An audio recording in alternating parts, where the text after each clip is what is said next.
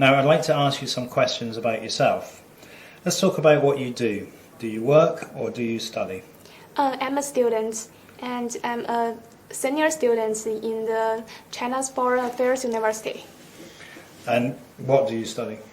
I'm studying a major in the English and International Studies. And why did you choose your place of study? Because I think this university is English major is very good for the students to study there, and the graduates from this university, they can find a very good job and also can make a big contribution to this society. So I choose this place. Do you like your current place of study? Yeah, I like it very much. Why? Because I think what I can get from here is allowed, and the teachers there, and they have very high level of their professional English speaking, and I can also get some other knowledges from here, such as the politics and international relations, and also sometimes economics, and I can get all of this knowledge from my lessons. So I think this place is very wonderful. Let's move on to talk about the internet.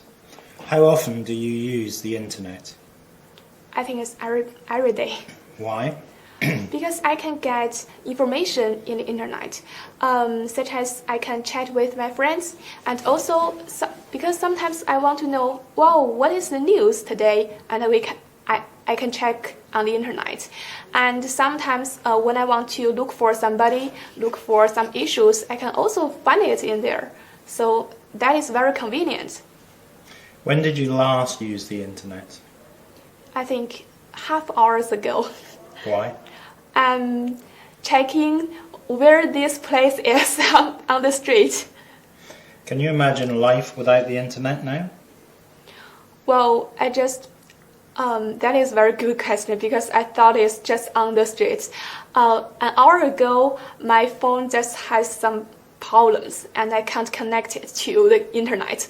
At that time, I can't do anything because I cannot find the place I want to go, and I cannot connect with my friends and they can help me. And then I just ask somebody and to borrow their phones and to connect with the people I need to know how to get here. So at that time I thought that how can I live without internet? I think that is impossible in the future.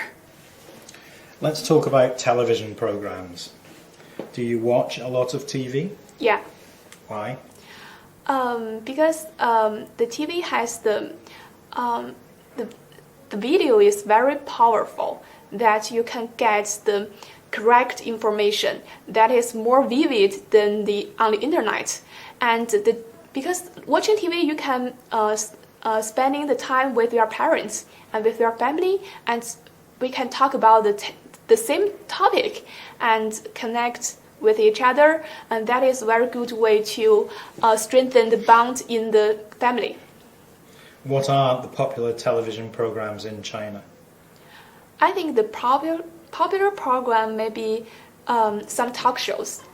Today, there are various types of talk shows, such as Take Me Out. That is a program that make boys and girls to make friends there. And also some news talk shows. There are very famous journalists or experts that talking about how to look at this issue today.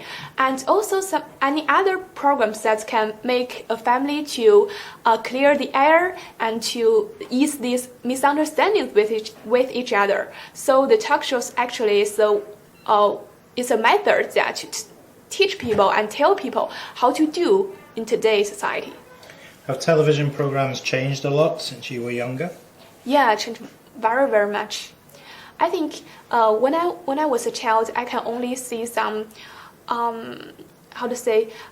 some very simple programs, such as some cartoon, and the characters and the content were very, very simple. But today, that is totally different. Now I'm going to give you a topic, and I'd like you to talk about it for 1 to 2 minutes. Before you talk, you have 1 minute to think about what you're going to say, and you can make some notes. Do you understand? Okay. And I'd like you to describe a place you would like to visit. Remember, you have 1 minute to prepare, so I'll tell you when the minute is up. Okay.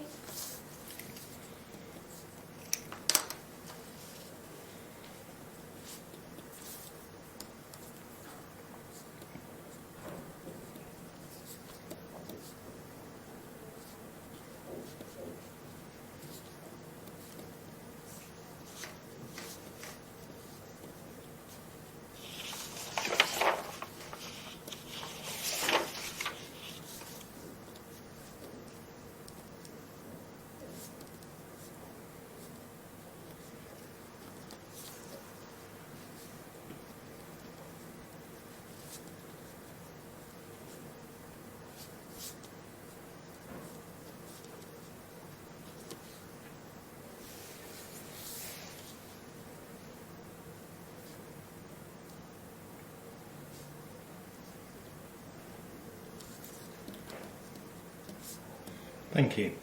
Okay. Could you start speaking now, please? Okay. The place I like to visit is the Cambridge University. After my graduation, along with my friends, as a student who admire this prestigious university in a very long time, my mother used to visit there when I was a child.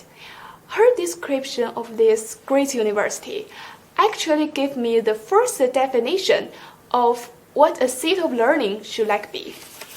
Then time flies. When I became a teenager, I got access to the poems of the very famous Chinese poet Xu Qimo. The beautiful verses of his masterpiece, Living on Cambridge, gave me a very deep impression and made the campus like a wonderland to me. Since then, I have been longing for visiting this place and seeing every scene depicted in his lines, such as floating in a seam of light on the Cambridge River, silent wake trailing behind my canoe. Furthermore, the romantic relationship between Xu Qimo and Lin Huiyin, the greatest female architect and poetess of China, and their relationship was happened in the campus of the Cambridge University. And this story leaving a very known, touching love story on everyone's lips. So I hope that one day I can visit there with my boyfriend, wandering around the campus by the sunset, and also reproducing the two true lovers there. So overall, in my mind, the Cambridge University is not only academic, but also historic, romantic, and full of stories.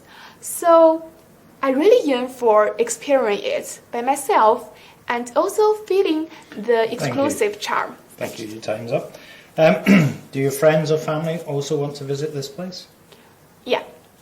Okay. Now I'm going to move on to part 3 of the speaking test. We've been talking about a place you would like to visit, and I'd like to discuss with you 1 or 2 more general questions related to this topic. Let's start with the topic of travelling to less familiar places. Do you think it's important to read about a country before you visit it? I think that is important because you should firstly know about this country. You should know its culture, you should know its customs, and you should know how its people like, and then you can go to there. Because you can, such as you can search on the internet that which place I want to go, what I can see in that country, and then you go there and you can get your point and to check on the places step by step, and that is more efficient and much better. I think. Do you think there are any disadvantages to this approach? I think the only disadvantages is maybe there will be life surprise for you because you have known that, and then you can see that is a little boring sometimes. Some people choose to have a guide when they go to an unfamiliar place. Do you think this improves the quality of the experience? I think finding a guide in a tourist placing, that is now the best way to have a visit there because the guide, they just lead every tourist in the same course every day, and they just want to show you what they want to show you. Right. So that is, you should find out what you want to see by yourself, and you can regard it as an adventure, and you can take it by yourself and your friends, and that is a very good experience without the guidance, I think. Do you think most people prefer to travel independently or to have a guide? I think most people prefer to have a guide because sometimes they want to rely on somebody, and sometimes they feel the sense of insecurity, and they want to have a help around him.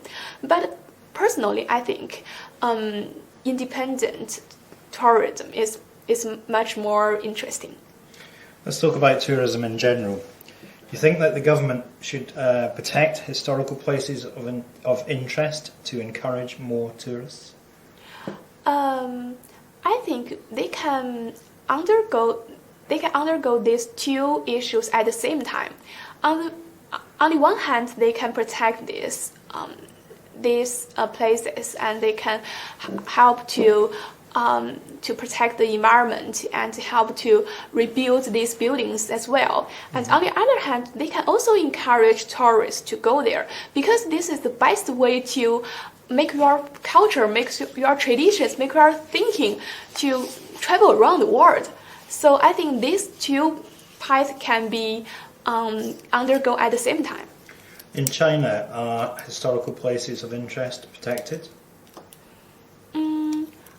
I think in China, the government has taken a lot of issues, taken a lot of measures to protect these places, interesting places, and they also warn the tourists that you cannot do something to do harm to these buildings or these architects, because this is our treasure and you should protect it as well. So I think this is a good way. You can do your obligation, and then you can remind the tourists to do their obligation. So that is a good way.